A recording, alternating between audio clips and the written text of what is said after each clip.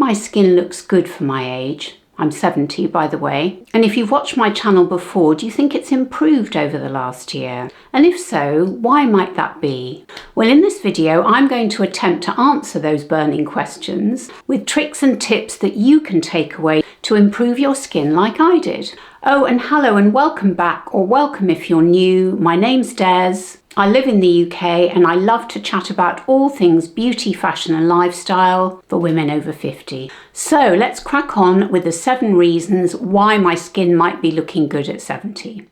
And the first reason is I've lightened my hair. Now, those of you who've watched my channel before will know that I've been on quite a hair journey, particularly in the colour stakes, because not only did I have a fringe last year until actually earlier this year, but I was also a lot darker last year, and that was much closer to my own natural colour. Now, I had experimented with lighter hair over the years. I think in about 2008 to 2011 I had highlights. Then I went back to my natural brown, and then again I had some highlights in 2022. But for some reason or other I got fed up with them again and I went back to my natural colour. But I think the combination of having the fringe and the very dark hair just made me look much older, and I think at some point I realised that it wasn't doing me any favours. So I decided to lighten my hair. Now, that's a very long preamble to explain why I think it's helped my skin to look younger. So I think dark hair in any event, unless you've got the right sort of complexion for it, dark hair can be quite aging. And probably the most obvious reason is that light hair is going to reflect the light, so it's going to make your complexion look lighter. And I think lighter hair also helps to soften the features, because as we age, we lose bone, our skin doesn't look as plump, and so lighter hair is going to help to soften those features and to make them look less harsh, as well as reflecting the light and making our skin look lighter and more youthful. The other thing is that having darker hair creates a contrast which can be quite jarring. So if you've got a very light colour and a very dark colour, I'm not saying they can't work together, but I think around the complexion, having that stark contrast between a pale complexion and very dark hair just looks a bit too harsh. And so I think lighter hair, because it doesn't have that stark contrast, particularly in my case, and you can see from the images if you haven't watched my channel before, there is quite a stark contrast between my hair and the colour of my skin. So I do think all in all, lightening my hair has definitely helped to make my skin look more youthful. Now, the second reason I think my skin looks more youthful is that I've lost some weight. Now, those of you who watched my channel before will know I've been trying to lose weight over the past couple of months. I've lost about 6 to 7 pounds. Now, it's not a huge amount, but I'm actually not a very tall or big person. I'm about 5'3.5" now, which is about 1.62 meters. I have very small bones. My wrists are about 6 inches, I think, and small hands and feet. So if I carry any extra weight, it really shows. So losing those few pounds has really helped, I think, to make my skin look more youthful. Now, there are other reasons why losing weight can help your skin, and they're things like reducing inflammation, improving circulation, and the 2 key things that are often talked about on beauty channels, helping to produce collagen and elastin. Because if you are overweight and you're not eating the right foods, then you're not going to give your skin the best chance of producing collagen and elastin, which we really need as we age because we lose so much of it. And of course, from a mental well-being point of view, when I look in the mirror now, I feel so much better about myself, even though I've only lost a few pounds. I know it sounds ridiculous, but those few pounds have made a huge difference. I'm going to pop up a couple of images actually of me last year when I engaged a personal stylist, and I did a whole video about that, which I can link down below for you.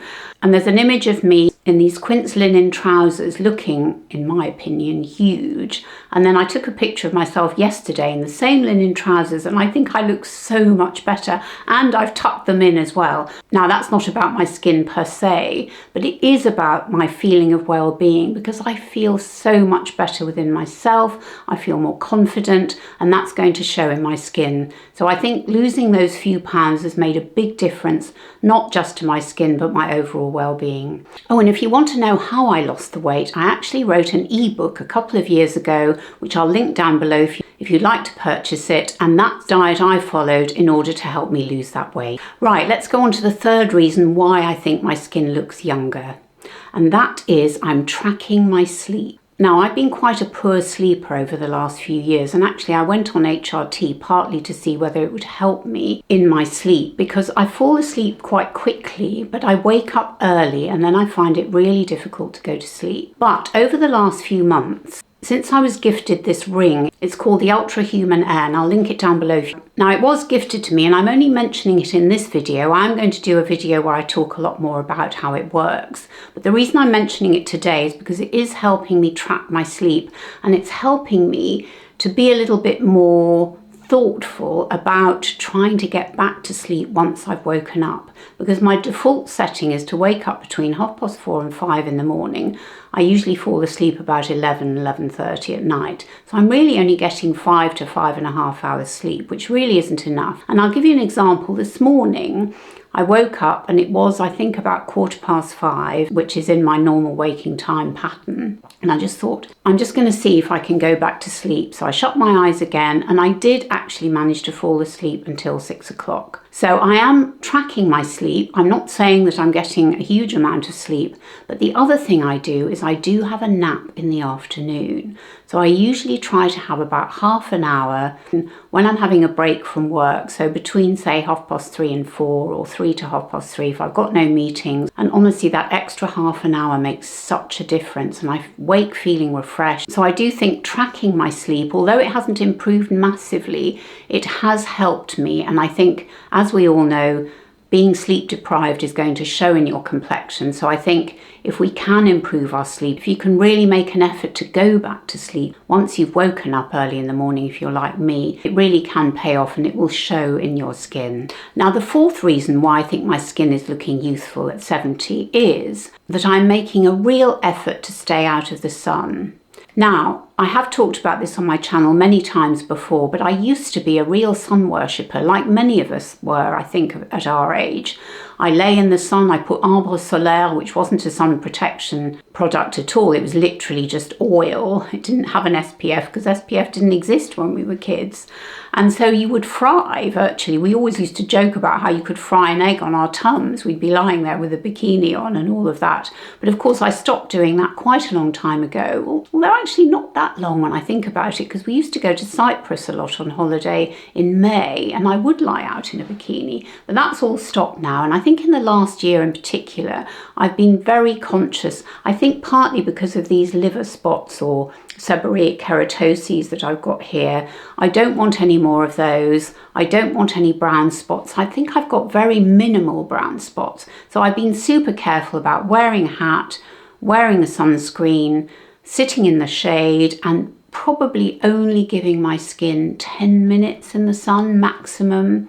So I do think that being really careful about protecting myself from the sun's rays has made a difference to my skin. Now, number 5 in the reasons why I think my skin has improved over the last year at 70 is because I'm trying to walk more. Now, walking is the only type of exercise I like to do. And a few months ago, I went to see my heart specialist, and she did stress to me that I needed to exercise more. So I'm really trying to walk more and walk with my weighted vest as well. But I don't think the weighted vest necessarily, although it might be helping my skin, but walking and being in the fresh air is so important to our well-being. And of course, that's going to show in our complexions. So I've really prioritized walking every day. Again, my ring is very handy for telling me how many steps I've done. I aim to do 10,000 steps a day. I don't always achieve it, but it's better to do 5 or 7 than none. So I really do try to prioritize exercise. And I tend to go out early in the morning, particularly at the moment because it's boiling hot in London. So I'll do an early morning walk, even if it's just round the block a couple of times, which is going to improve the circulation in my body and thereby help my skin. And of course, it gives us a little vitamin D boost. Now, talking of vitamin D, let's talk about the the sixth reason why I think my skin is looking better, and that's because I have prioritised wearing an SPF every single day. Now, there have been times over the last few years where I've thought, oh, do you know what, I'm not going out, or I'm not planning to go out, let's not bother with an SPF. But really, we do need to prioritise it, I think, particularly as we age, because we know that primary cause of skin aging is exposure to the sun.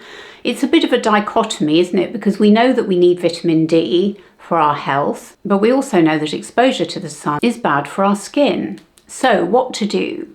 Well, the key thing is to wear SPF. Now, in the UK, we don't have the extremes of climates, although we are experiencing one at the moment, but it's not going to last. We don't at the moment have extremes of climates like other countries, other continents in particular, and we just don't have that here. So we have been a little bit slapdash, I would say, in the use of our SPF. We don't use it every day, and we still have tanning booths. What on earth is going on there? Why do we still allow them in the UK? I don't know. But anyway, we're not going to go down that road now. But all that to say, the most important thing is wear your SPF every day. Now, I'm going to deviate slightly from some of my YouTube mates here, and I'm not going to ask you to put a 1/4 teaspoon on, because I don't put a 1/4 teaspoon.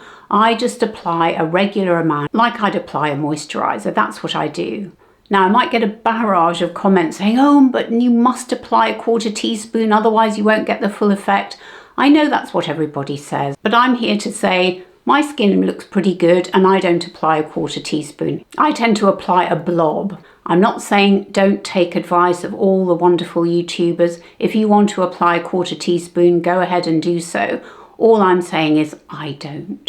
Now, like I say, it depends entirely on the climate you're in, and if you're in a very hot climate, not only do you probably need to apply a 1/4 teaspoon, but you probably need to apply it more regularly, whereas here I just pop it on and go and that's it. And to be honest, I'm not outside all that much anyway. So wear a sunscreen. It's the one thing that is going to protect you from the sun, but don't just rely on sunscreen. Wear a hat, wear sunglasses, sit in the shade, don't expose yourself to much sun if you can help it, and that way your skin will stay as youthful as possible. And number 7 in the reasons why I think my skin has improved over the last year at 70 is because I have a regular skincare regime. Now, I did a video recently where I went through my entire skincare regime from morning till night, so I'm not going to go through that again here. But I'll link that down below for you so you can see exactly the products I've been using. And I've been using that skincare regime consistently for the last 9 months to a year. Now, the first new product I brought in was prescription tretinoin, and I do think that has helped a lot. But for the last few months, I've been alternating between the tretinoin and the remedy retinol, and I found that that balance works quite well. So I'll do one night tretinoin and one night remedy, which interestingly my lovely friend Cindy of Beyond 50 Skin has been doing as well. And I find that helps because sometimes tretinoin can be quite irritating, and if I use it every day it does irritate my skin. So I find that balance between the two, the more gentle retinol and the stronger tretinoin, really works well for me. But I wanted to talk about another product today which was gifted to me, and it is the Zip Halo. Now, this is not a sponsored video, but I do have a discount code for you. And I want to show you something which I think is quite remarkable. And that is the difference between my skin before I've done a treatment and my skin after I've done the treatment. Because I hadn't actually looked at it objectively before, but now I have. So first let me show you how I use the Zip Halo. So we're going to start the instant gratification treatment, which takes 6 minutes. So I turn on my Zip Halo, it's on, then I start the treatment. Make sure to apply the freeform treatment, which means I'm just a guide for you. I'm just going to put this down now so I can see the screen. Exactly, but you can take these moves and then do those areas if you want to. Now this is a free-form treatment, so I can go where I want to go, and I'm just using the app as a guide. You can really stay on the outside. So I forgot to mention that I've applied the conductive gel before I start to use the Zip Halo all over my complexion, or depending on where I'm going to be focusing on, I might just apply it to my cheeks and my neck. But here I've applied it all over. The founder, Melanie, is pointing out during the treatment that we have to avoid the thyroid area, so we don't go into the middle of the neck. We can go here,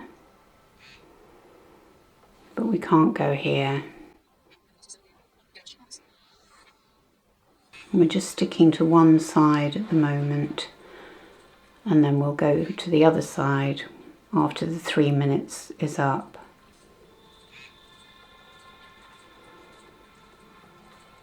So this is a 6-minute treatment, and it's just the right amount for you to really see the effects. Okay, now we go to the other side. That nice lift going on over there. I like the fact that it's free form. It's useful to have the app as a guide, but I think being able to focus on the areas that you particularly are concerned about is really helpful, and having Melanie there speaking to you as you go is just a nice sort of hand-holding exercise, particularly at the beginning when you're new to the zip and you're not quite sure what you're doing with it. That's it. Now, when I was first asked if I'd like to try a zip halo, I said no, because as you know, I am a super skeptic and the science just didn't seem to be there to say that it really made a difference. However, I watched Sally Hughes talk about the zip halo on Instagram, and she said that she could see the difference between not only her skin after she'd done the treatment, but also her friends' skin, her friends that had zips. She could definitely tell whether they'd done it that day or not. I thought that was quite remarkable, but I didn't think it would apply to me, but it clearly does. You can see that my skin after I've used it is fuller, is plumper, and I think that's really quite remarkable at my age. So I'm really delighted, and I was already using pretty consistently for 5 days or more, and I only took the pictures yesterday. I was absolutely blown away. So I do think using the zip halo has made a difference to my skin. Now, whether it's making a difference long term is difficult to tell because I use it so frequently, and I think you are allowed to use it up to 6 days a week. It's hard to tell what would happen if I stopped using it, but I don't really want to because I really enjoy the treatment. I either do the founder's favourite, which is the one I've shown on this video, which is 3 minutes per side, or I'll do the 2 minutes a side if I'm a bit pressed for time. But it's pretty free form. Once you've looked at the app, you'll see that the suggestions are to go where you want to go with it. So you don't have to follow the app all the time, but I think following it to begin with is helpful because it just gives you an idea as to where you might want to move it over your face. The only thing you have to be careful of is not to use it on your thyroid here, but otherwise you can use it anywhere on your complexion, on your neck. And honestly, what a difference. Now, I am going to mention one other product which wasn't gifted to me, and I think there's a possibility that you can see a difference, although I don't know, it's hard to say, and that's the Dermalect Revitalite. So this is an under eye cream, and I've been using this since I saw Glam Girl Gabby use it. So I think I started using this in January because I remember I took it to France with me, and I've nearly finished it. You can see it's all sort of squashed now, the tube, there's barely anything left in it. Now it is quite expensive. I think it was about £40, $40, something like that. You have to order it from the States. Now again, looking at that full face picture of me, it looks like, although again, it's very difficult to tell, but it looks like my under eyes from last year to this year have improved a little bit. Now, is it the cream? I don't know. It's always a bit of a punt, as I often say on this channel. A lot of these creams, lotions and potions and treatments are punts. But I wanted to share that with you because I haven't really talked about Dermalect before on this channel, although I do mention it in my skincare routine video, which as I say will be linked down below for you. So those are the 7 reasons why I think my skin looks good at 70. So let me know in the comments, what do you think? Do you think my skin does look better? Is the lighter hair helping? What about the zip halo? Did that make a difference? And what regimes do you adopt to try and improve your skin? Let me know in the comments and let's have a chat. So that's it. If you've enjoyed this video, please give it a thumbs up and don't forget to subscribe to the channel if you haven't already, and set the notification bell to all so you get notified each time I upload a video. And if you'd like to hear more from me, I have a bi-monthly newsletter. And in that, I don't just talk about beauty, but I also talk about fashion, lifestyle, other content creators, books, music, podcasts, and all the other bits and bobs that bring us joy. And thank you so much for watching. It means the absolute world to me. It really does. And I hope you're all doing really well. And I look forward to seeing you on my next video, which will be on Wednesday. Bye.